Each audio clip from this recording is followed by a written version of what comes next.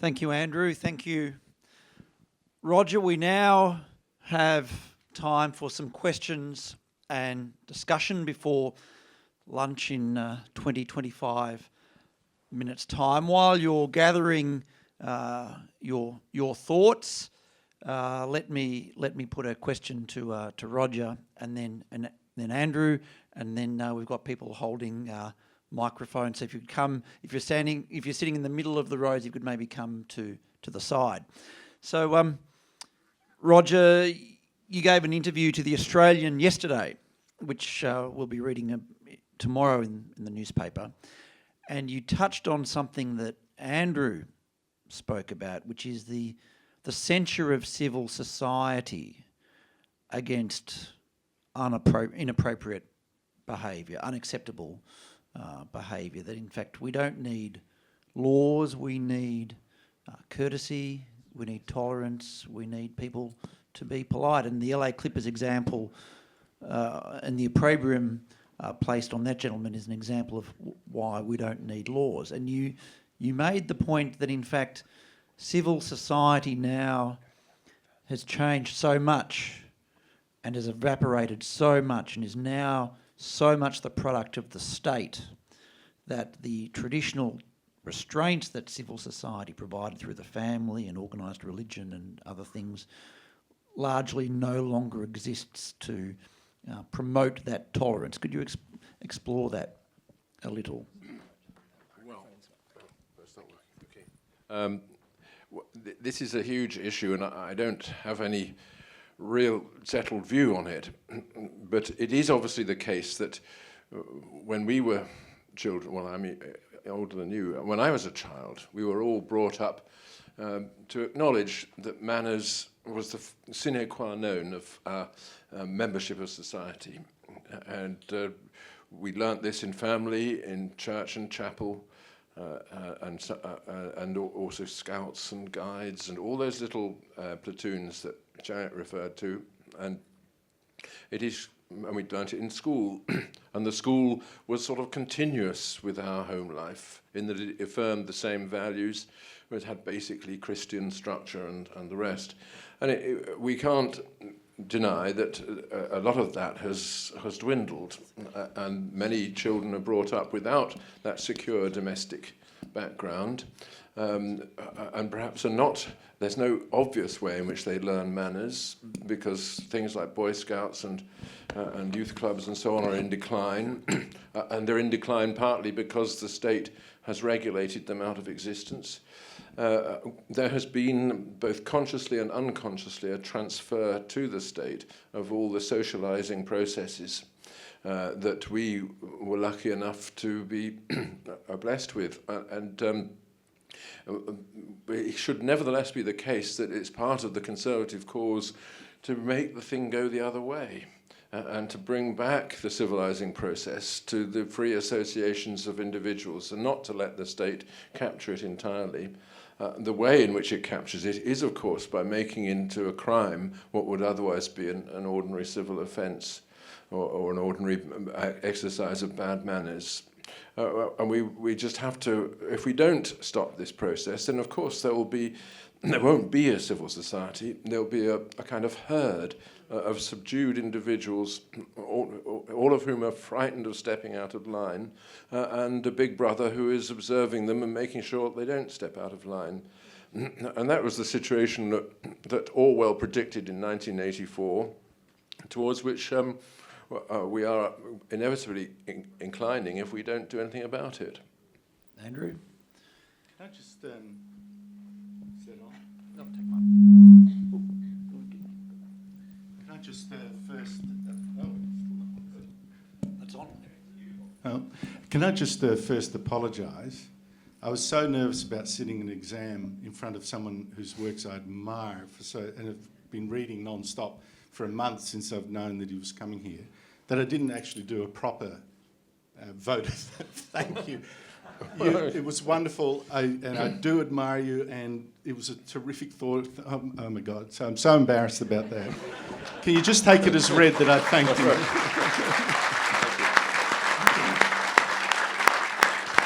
No, and Andrew, you were very in fact, honest about another embarrassment, which I have spoken to Andrew about on a number of occasions, which is in about 4 or 8 weeks' time, Andrew is deeply embarrassed because he hasn't quite dealt with the existential question of when Australia plays the Netherlands in the World Cup, who will he be barracking for?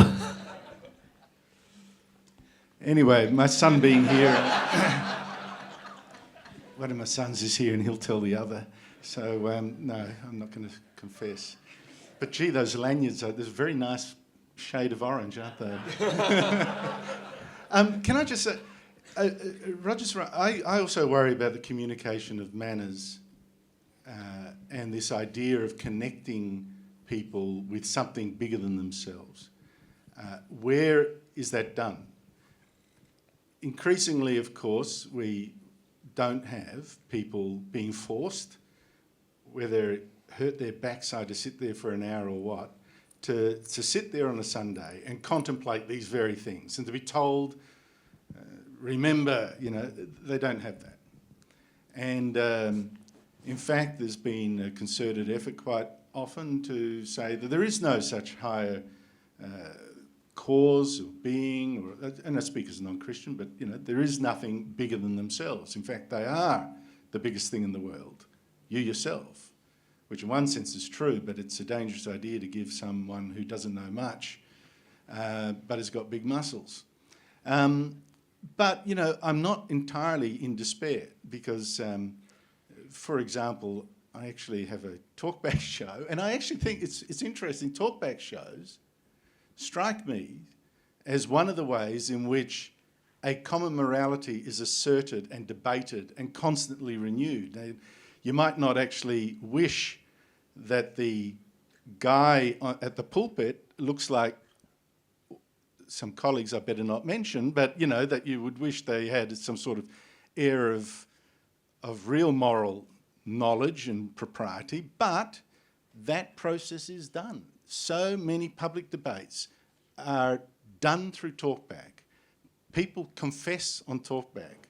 Benediction is given or people are slammed, but morality is defined. Now obviously it's not central, there are all various loci of all this happening, but I think that is not actually bad. That is one civilising influence. And is that why so many people put down talkback radio and shock jocks and the public expression of a popular view?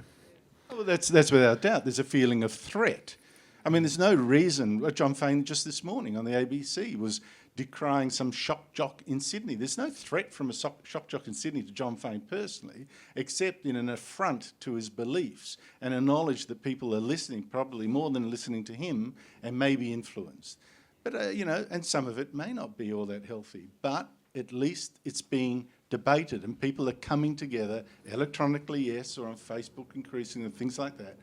But there is some sense of there being a community. But whether they're all being told that there's something bigger and nobler than themselves, that is obviously... Before questions, Roger, you were nodding. Yeah, I was nodding. No, in fierce agreement that popular media is a good thing. Well, everything is tainted by original sin, popular media especially. So you have to make do with what you get. But at least I totally agree with the view that the media, as we know it now, is utterly, almost entirely in the grip of left-wing ideology, and the main purpose of those who run things like the BBC, and I suspect the ABC too, is to prevent the ordinary person from having a voice in it. So here is a chance, at least, for real opinions to be expressed. Questions? Danielle.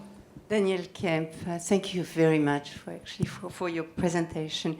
And Andrew, just for you, I'm French, but if France was facing Australia, I would barrack for Australia. Because of Rod next to me. No, you spoke about the velvet restraint, and I want to make just a comment on that one. The velvet restraint in exchange, the civilizing influence that we are all hoping to see survive, can only survive if people play by the same rules. And at the moment, there's a very great difference between rules. That's number one. Our civilization certainly is in danger because it is tolerant.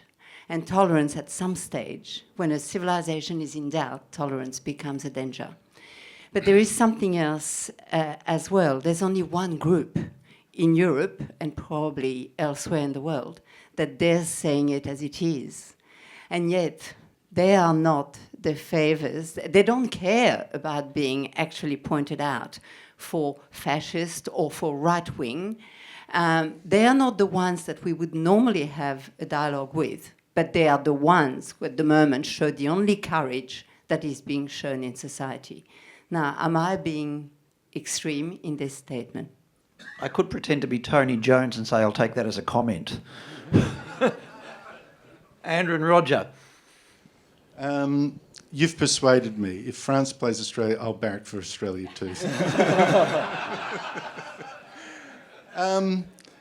Look, I don't know if there's much courage in actually wanting to go and smash stuff up.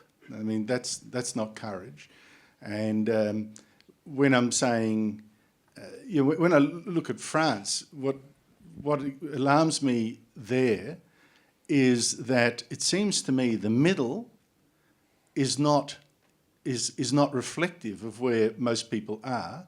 So many people have split to the far left, split to the far right, and I just don't know that there's a dialogue possible there. And it just seems to me, this is a country, should, heaven forbid, things get much worse economically, and Alain seems to be trying his best to do that. You don't know where France might end up. I mean, it's just frightening how extreme that country is. And that's what I'd like our polity to always bear in mind. And I think we got a shock with Pauline Hanson, and that started to happen, to remember who their true audience is. And it's not, a minority on the ABC. Let's get the approval of the ABC.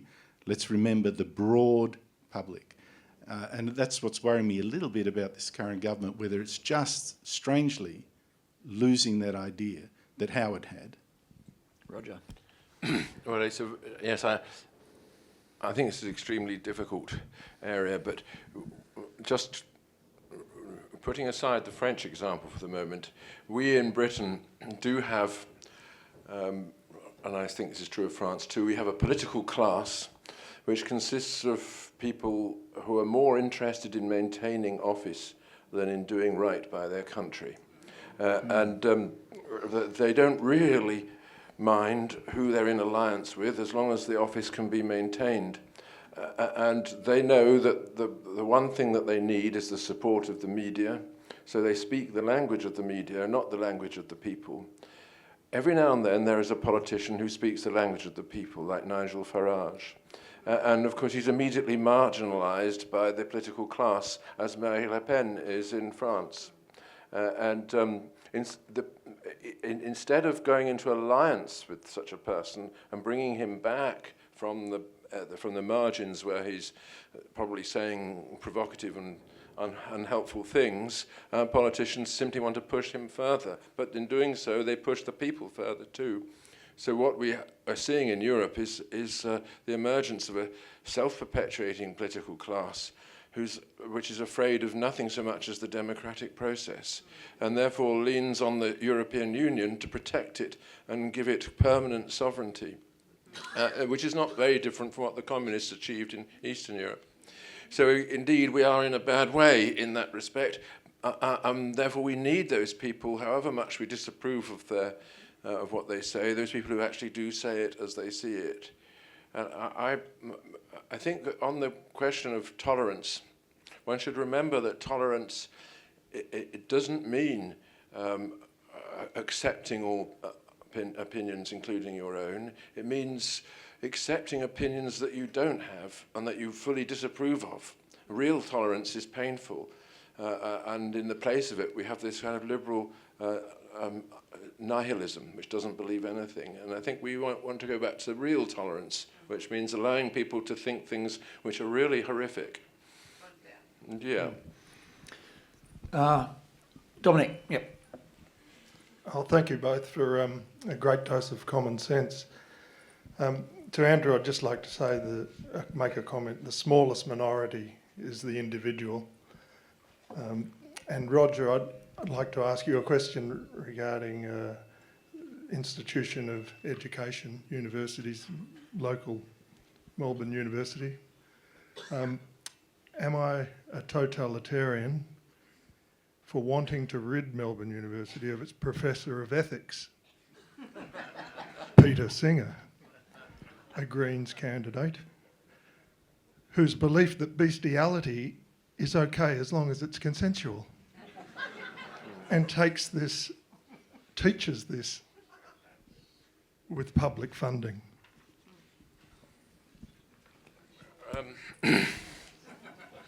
Very interesting question.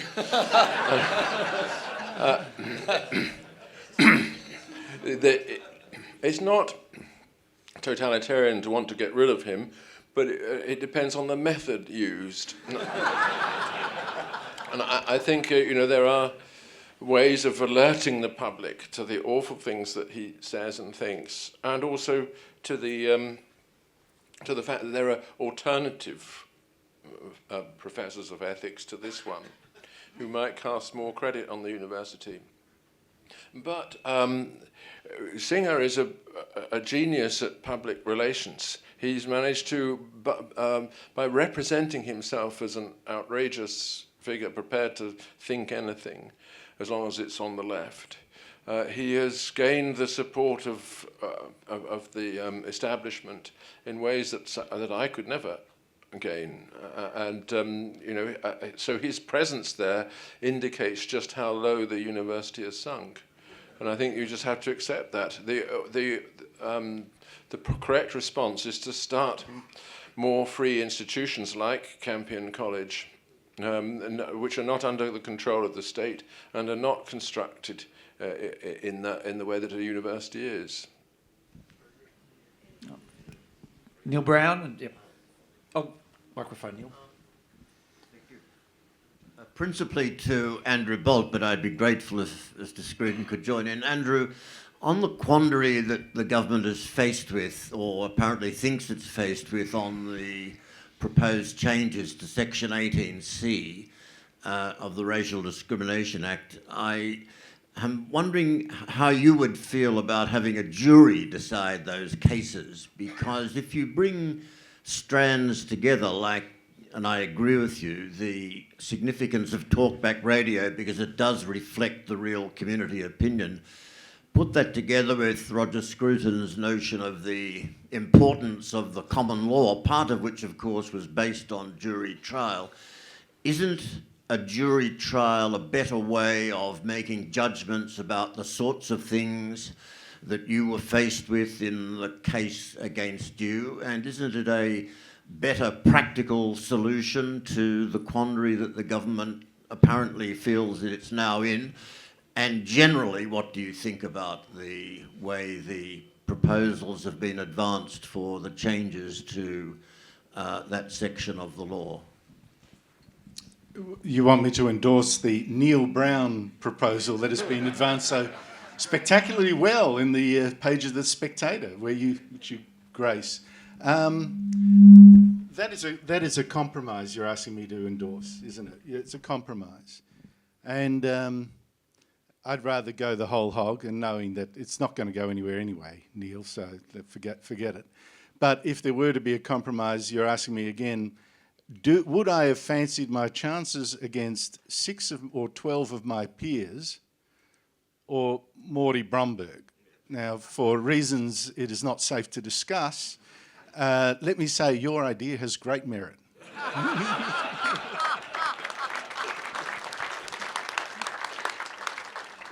Before we'll take the next question, I'll mention to Neil and to IPA members here that, of course, the IPA's submission to the 18C inquiry is now public, and of course the IPA position, Neil, and it's wonderful you're a member of the IPA, is that if you say something insulting or offensive or humiliating, it shouldn't even be against the law, so it should go nowhere near our jury. Unfortunately, not enough of us have the resources of News Corp to defend ourselves against these claims, and Neal and I will be debating this in the pages of The Spectator, I hope, very soon.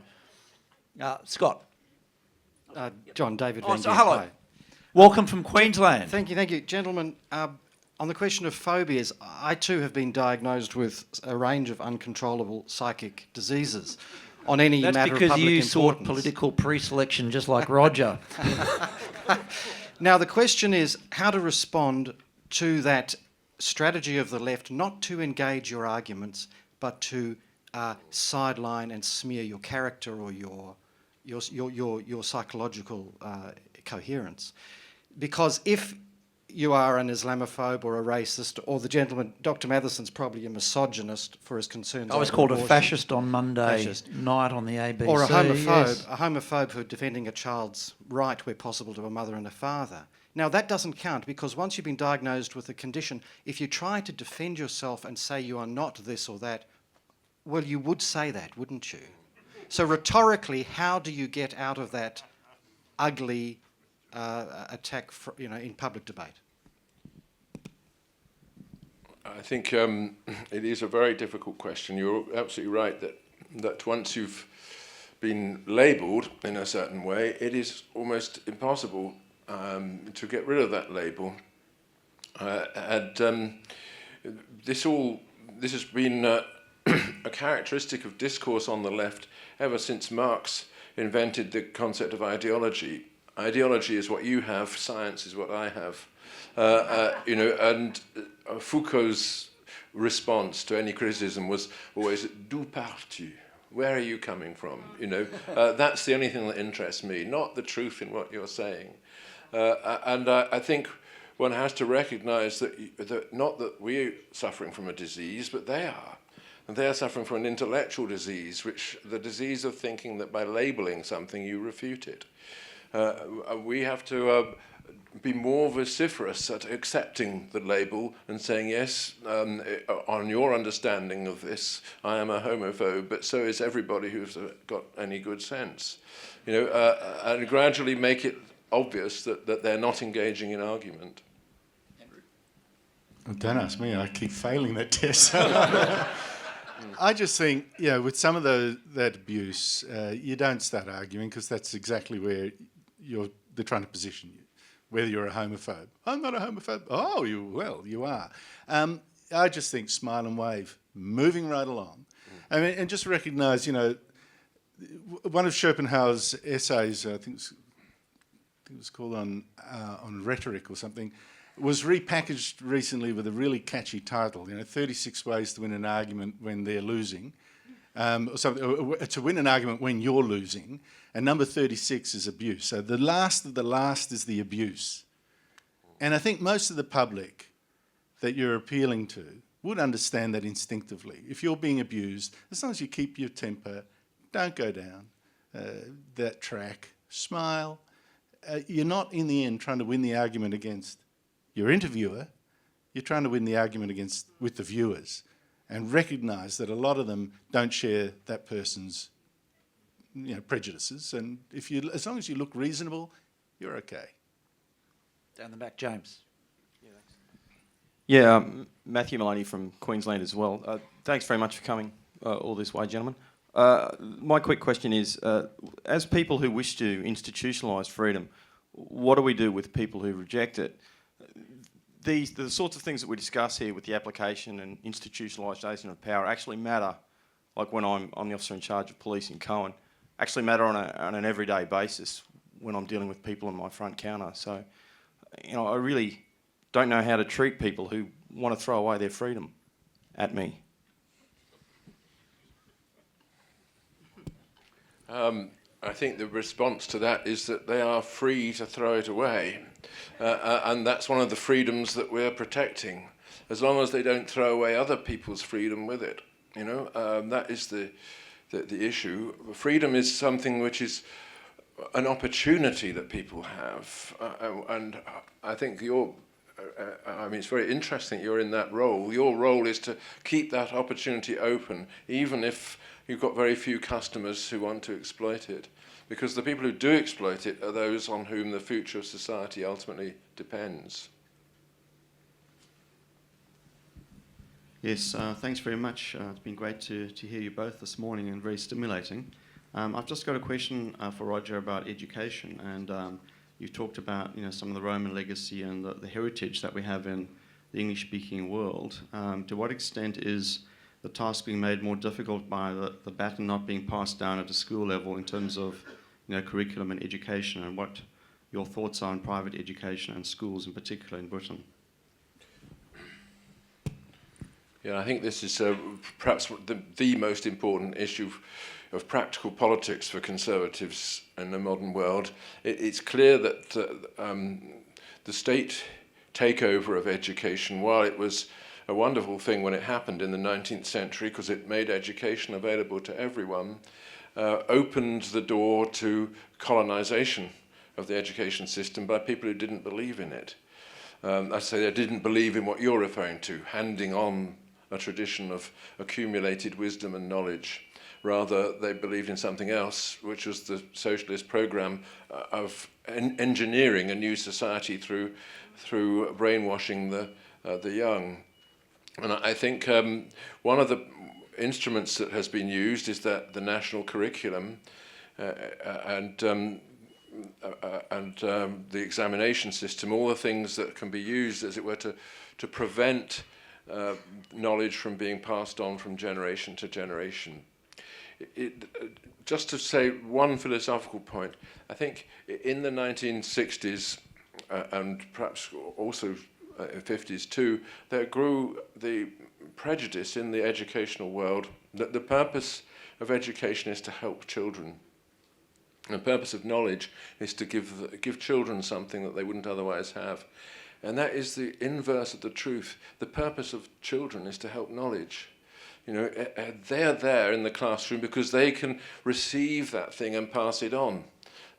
This idea that you're handing on knowledge means that you've also got to discriminate between those whose heads can contain it and those whose heads can't. So you've got to have things like discrimination and exams and all the rest and streaming, and that's what you will get if you have a proper private system. It will emerge automatically. But the state system has been devoted in your country as well as mine to preventing that from happening, making sure that all the children are as equal as possible at every stage, and that knowledge, if it gets in the way, has to be sacrificed. So, Roger, just following from that, what should the role of the government in determining a curriculum be? I think there should be sort of overall guidelines as to what is a coherent part of the curriculum, or could be, and what couldn't be.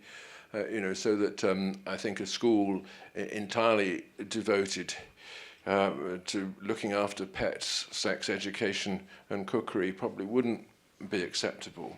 But if you added Latin as well, you're moving in the right direction. But I think there should be as much freedom as is compatible with a sense of the continuity of the educational inheritance. We'll have the last two questions and then lunch. So, James down the back. Oh, yes. I'd like to address the question to Roger Scruton. You have written extensively about the impact of so-called postmodernism.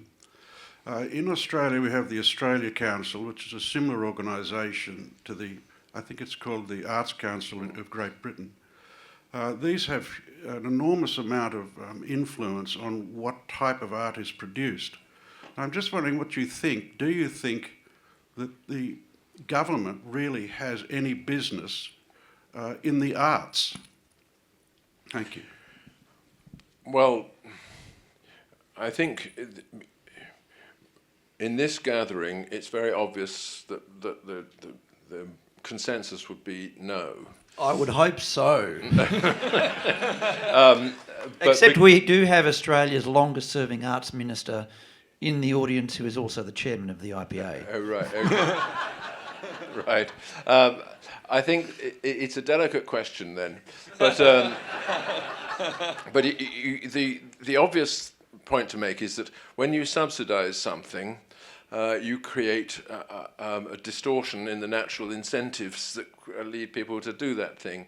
And the awkward thing about art, at least painting, drawing, and sculpture, is that it can be possessed. You can be rewarded for it. And so a system of subsidies tends to reward those things that the committee thinks cast credit upon it for supporting those things. All bureaucratic rewards are really rewards given by the bureaucrats to themselves. And the most important thing for a bureaucrat in the arts world is to be identified as a forward-looking original character who identifies the astonishing thing that nobody else has yet perceived. So inevitably you have a movement in this postmodern conceptualist direction. And I think that has alienated the general public from the official art culture of this country and of mine. After all, you in Australia did have a wonderful tradition of painting until it got subsidised and until it got discovered, really, by the international market. And it's probably better if it was left as it was.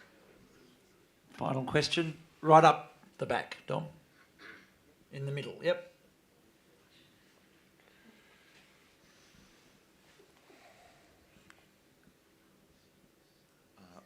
My name's Paul Hardiansky, and my question's to Professor Scruton, but to also to Mr. Bolt as well. T.S. Eliot once said that, I'll just read this short quotation, I'll get to the question. Half the harm that is done in this world is due to people who want to feel important. They don't mean to do any harm, but the harm does not interest them, or they do not see it, or they justify it because they are so absorbed in the endless struggle to think well of themselves. Well, I'm all sure you're probably familiar with the sort of person that is described by in this quotation, and I wonder. I think there are a lot of. I think how would you engage with people on the left who may fit this description?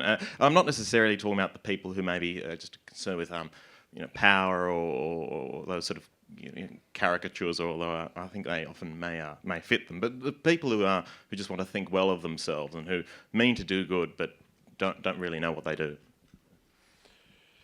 Well,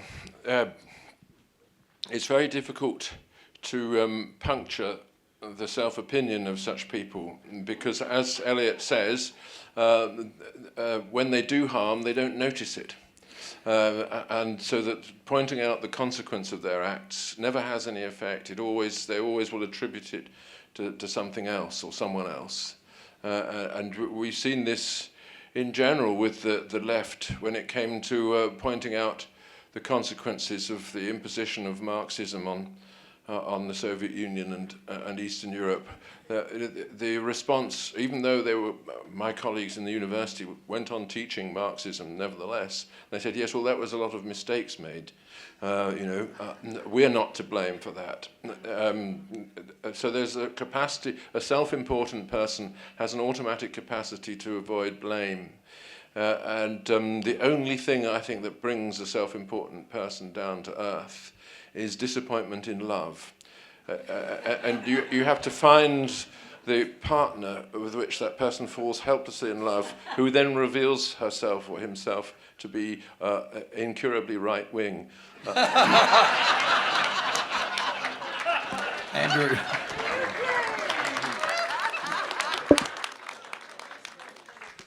Well, that quote you read out is very much in line with, I think Bertrand Russell said the same, that so much that passes for humanity is just a disguised hatred or love of power. And I think to strip that back, to expose that such humanity is about infringing on someone else's freedom, I think you need not to try to convince the unconvincible, as Roger suggests. It's really, I think you need always to remember who your audience is, and that someone's grand scheme is someone else's loss of freedom. Well, in that scenario, who do you talk to? You talk to the people who will stand to lose. You don't try to persuade the architect. I mean, they know what they're doing, or they feel the instinct so great, that totalitarian itch. They want to scratch it, but you have to say to others what they risk. Thank you, Roger. Thank you, Andrew. Can I ask you to thank Roger and Andrew for a wonderful session?